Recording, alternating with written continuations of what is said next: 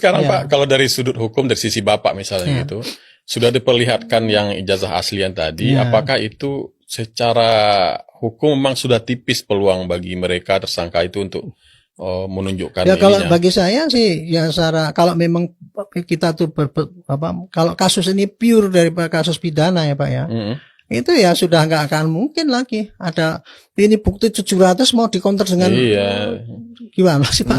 Udah, dan buktinya itu kan buktinya otentik. Iya, Pak. dan saya juga dengar dari pengacaranya Mas Khozinuddin itu masih ngomong soal SP3 gitu kan. Nah itu kan, apakah mungkin itu Pak dengan kondisi yang kayak gini sekarang? Buktinya sudah ratusan, ijazahnya sudah ditampilkan. Statement itu satu-satunya omongan yang hanya yang bisa disampaikan oleh dia sebagai Pak advokat yang handal. Iya, tapi secara hukum sih kayaknya ya bisa, kalau ya.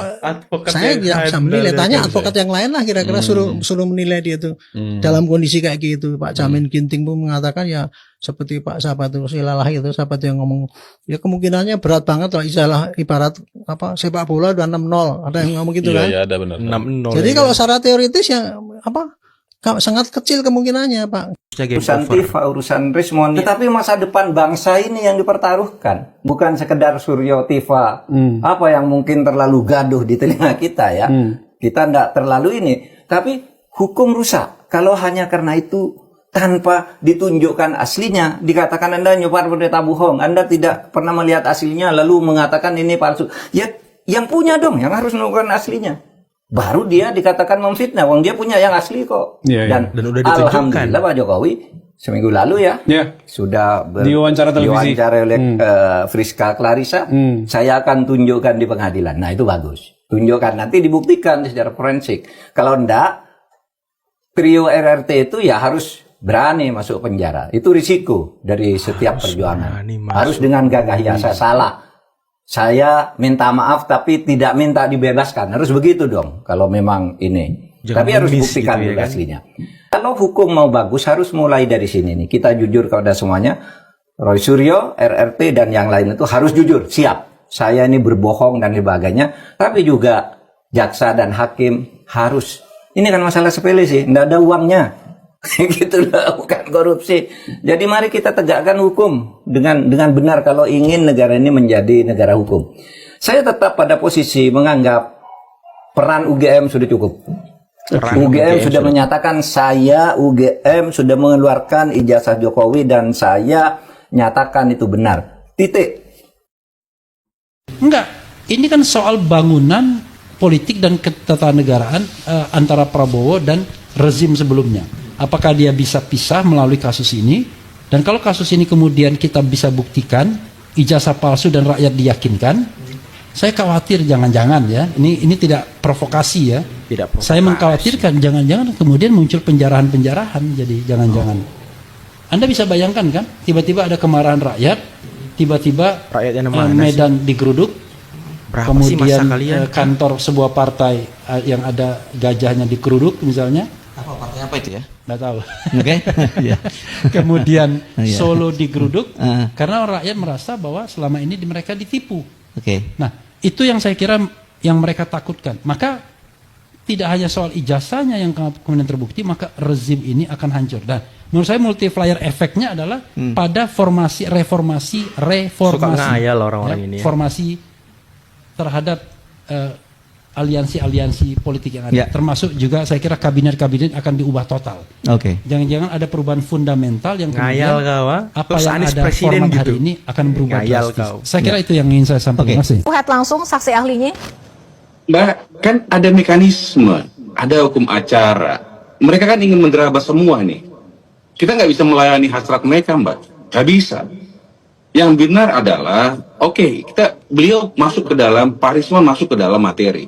Bukan domain kami, itu penyidik, kan gitu. Maka kita buktikanlah di pengadilan, kan begitu. Dan satu hal, tidak mungkin seorang tersangka disuruh membuktikan analisanya sebagai dasar pembuktiannya. Ya kacau dunia ini. Tersangka kalau disuruh saya membuat tools seperti ini, itu nonsen, nggak bisa dipakai. Yang pasti kita memiliki hukum positif. Laboratorium Forensik Republik Indonesia memiliki standar operasi prosedur. Mereka sudah menyampaikan secara terbuka konversi pers, tadi kita dengar, melakukan analisa terhadap ijazah asli. Yang tadi Pak Rismon sampaikan tidak pernah, saya challenge, tidak pernah dia menerima ijazah asli dan melakukan penelitian terhadap ijazah asli. Yang lain-lain yang dia lakukan dalam prasangka-prasangka dia silahkan. Makanya kita bilang tadi, kita jangan masuk ke dalam domain penyidik, masuk nanti ke dalam pengadilan, silahkan. Itu mereka memiliki hak nanti kalau mereka mau. Dan tentu ada tata caranya, semua ada hukum acara. Ijazah Pak Jokowi udah ditunjukin loh ya. Udah. Gimana? Betul. Minta ampun nggak? Hah? Indonesia ini negara hukum. Semua sama di mata hukum. Mau presiden, mau wakil presiden, mau rakyat, mau pakai rompi bahkan, semuanya akan lewati proses hukum jika berperkara. Tapi jujur ya, ini lucu juga. Bertahun-tahun membahas ijazah Pak Jokowi, tiba-tiba ditunjukin aslinya. Suasana langsung kayak ribut-ribut di grup WA, saling tuduh, tiba-tiba ada yang ngirim screenshot asli, semuanya langsung leave grup. Proses hukum harus tetap berjalan, karena hukum bukan untuk mencari pembenaran ego, tapi mencari fakta kebenaran. Semoga kasus ini cepat selesai agar bangsa kita tidak lagi membahas soal panci.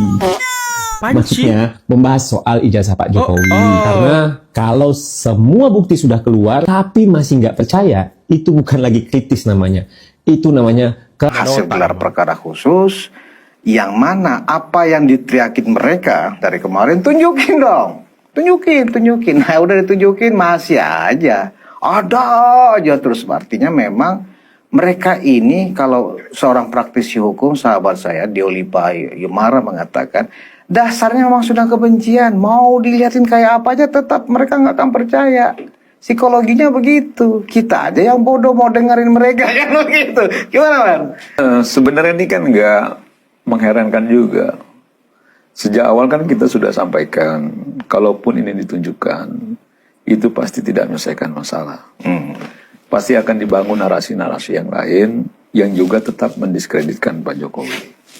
Dan itu terbukti kan.